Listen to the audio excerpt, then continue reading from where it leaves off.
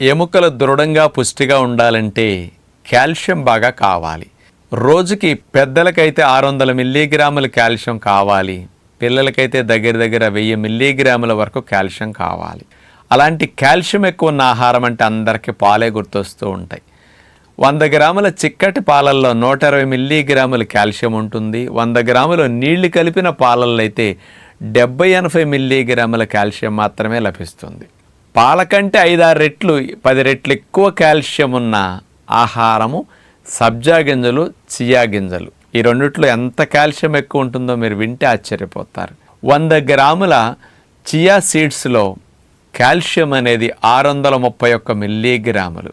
ఇక్కడ నీళ్లు కలిపిన పాలల్లో 70-80 మిల్లీగ్రాములు అయితే ఇక్కడ 631 మిల్లీగ్రాములు. అదే సబ్జా గింజలు తీసుకుంటే 100 గ్రాముల్లో 636 మిల్లీగ్రాములు. అంటే పాల కంటే, చిక్కట పాల కంటే 5-6 రెట్లు ఎక్కువ కాల్షియం ఈ రెండు విత్తనాల్లో ఉంటాయి అన్నమాట. కాల్షియంతో పాటు ఫాస్ఫరస్ కూడా మన ఎముక నిర్మాణానికి అతి ముఖ్యమైన అవసరం. అలాంటి ఫాస్ఫరస్ అనేది కూడా